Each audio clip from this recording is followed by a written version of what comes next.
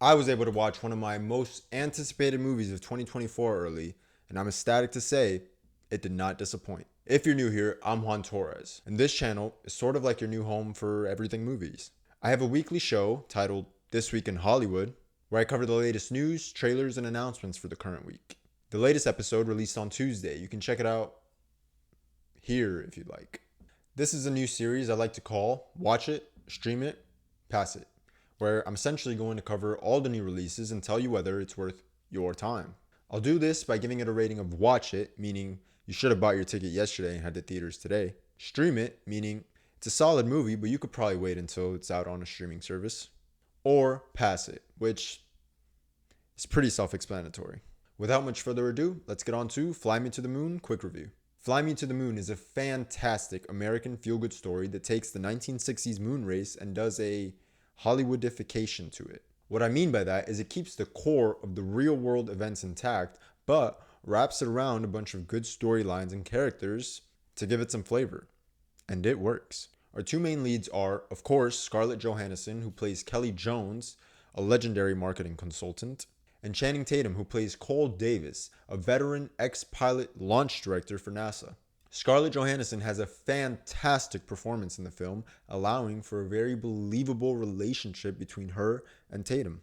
The movie takes these two characters and makes them the focus of the movie. We get to see how their relationship evolves throughout the Apollo program, as Tatum's character is working tirelessly and diligently to make the mission successful. Johansson, however, is hired by the government to perform her marketing magic, however, interrupting Tatum's flow. By the end of it, we see how they grow together, both in and out of work, and how their partnership eventually leads to the success of the mission. The movies, although being about the moon landing, primary goal is to invest you into their relationship. And while it keeps a very comedic and feel-good tone, it doesn't avoid having these deep emotional sequences necessary for the climax of the film. Surrounding the relationship is, of course, the mission, but since this is a government operation, a bunch of outside influences keep affecting their progress. Most notably, Woody Harrelson's character, Mo Burkus, who is in contact with the president, keeps mandating these objectives they have to meet. Most importantly among these is the failsafe, faking the moon landing. On a side note, Jim Rash, who plays the director hired to fake the moon landing, is fantastic. He provides most of the comedic relief in the film.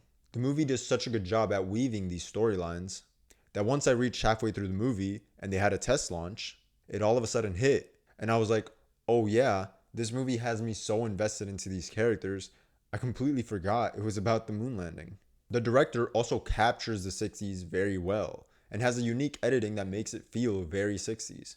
I'm not sure if all the footage was captured or if they used some existing footage, but some scenes look so appropriately 60s. Giving some more credit to the director, he was able to capture the grandness and enormity of this mission. Every shot, whether outside, of a rocket, of the Kennedy Space Center, just feels appropriately enormous. Even when you're just in a warehouse, it feels like the biggest warehouse. This enforces the fact that the Apollo mission was the biggest thing in the US at the time. Like I said, I went to an early access screening, and so my theater wasn't packed. It was, though, one of the best audiences I've been a part of in a while. You could feel the energy in the room on frame one. Whether it was a funny, happy, sad, or emotionally impactful scene, you could feel and hear the audience react.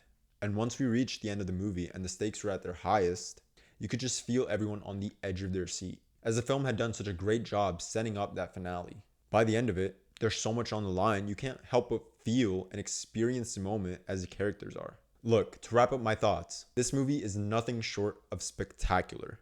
I went in expecting one thing and left having the movie exceeded every single one of my expectations. It's a film for everyone, for all ages, for kids the most. Not because it's a kids movie, but because it's so inspirational. And so I do encourage you to go see this movie in theaters. It gets my rating of watch it. Go see it in theaters. You will not be let down.